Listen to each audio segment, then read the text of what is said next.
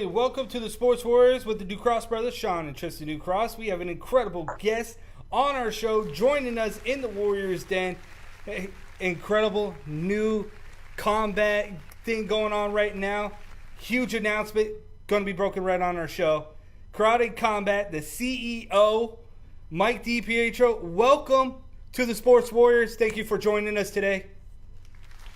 Thank you very much. It's been a pleasure to be on your show. Thank you. Now, there's one, as we get ready to go into the announcement of Karate Combat, the next event that you guys are going to be doing here, one thing that I was doing a little bit of background with you guys was what stands out? What's different between you guys and World of Combat? Because I think that's going to be brought up now as you guys continue to grow, where the difference really begins with you guys.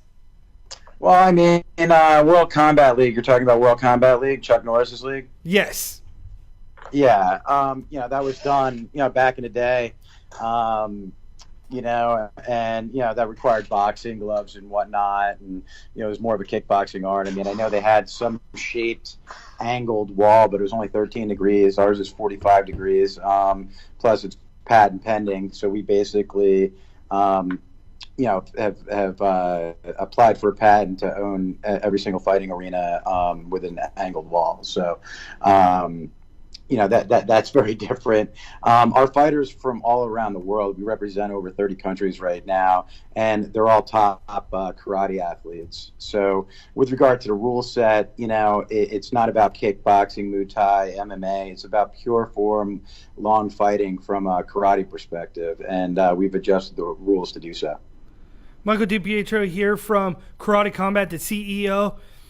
How did this thought process come up and said, you know what, let's do it, Karate Combat? When did that idea just pop in and said, you know what, we got to give the fight fans something different?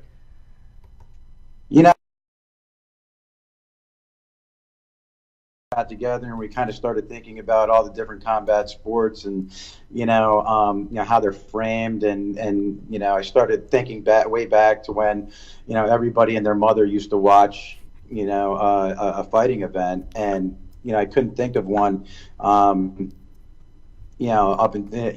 I thought back to about Mike Tyson. Right, where I remember when I was young, my mom would always let me watch the Mike Tyson fights because they didn't take a lot of time.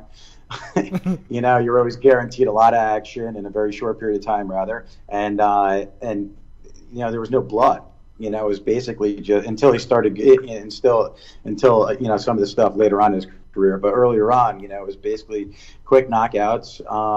And every after every single one of them, he would go up and he would basically pay respect to the other fighter, in a very, very noble way, avoiding all the press and everything like that, and telling the guy that he was a great fighter and thank you for participating against me. And I just thought, if we were able to create something like that, was short form content, had an action-packed fights, exotic locations, new style of fighting arena, that's something that would really be,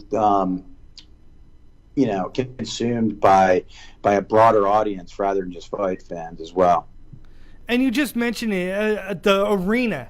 How did that concept come up? Because it's nothing like you've ever seen. If anybody's checked out Karate Combat and your guys' app and everything like that, the arena is completely different than you've seen anywhere else. Yeah, so the pit is what we're calling it. And the pit, basically, it was me and my business partner, my COO, sitting in probably a 10 by 10 room, basically thinking about how we were going to truly make the sport different from anything else that's going on right now.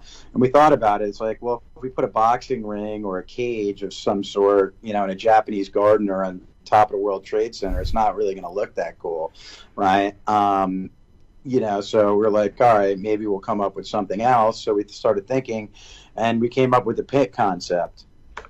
Because we thought, listen, we need something that's going to basically fit in the natural environment of all these exotic locations we're going to put the fight in. So, the pit blends in very well. We can put it in a Japanese garden, have a very, very small crowd of dignitaries and, just stream it online and everybody will love it. So, if you put a cage or a ring in it, it kind of looks, awkward. Yeah, and the other thing too is that about your guys' design and the appearance that you guys put forward on your app, on Fight, on all of your other social media platforms is the ability to show the biometrics, the exertion of a fighter, the heart rate of a fighter. Was that something that you've always wanted to make sure that you showcase that aspect of what each fighter's kind of going through in a combat scenario? Well, listen, we want to capture we're looking, I want to capture everybody, obviously, but, I mean, the younger audience of like 18 to 34-year-olds are basically about 80% of our viewership, and they're also about 90% of 80% of what's, viewers in esports as well. So you have to kind of find what appeals to them, right? And they like interactivity, they like data.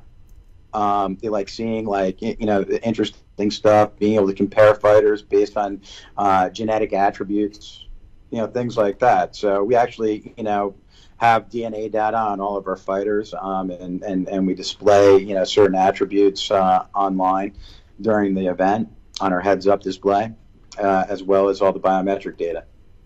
Yeah, that was one of the most interesting, unique things that I got a chance to check out on your app, and I was just like, dude, that's intense, watching that. But you know what?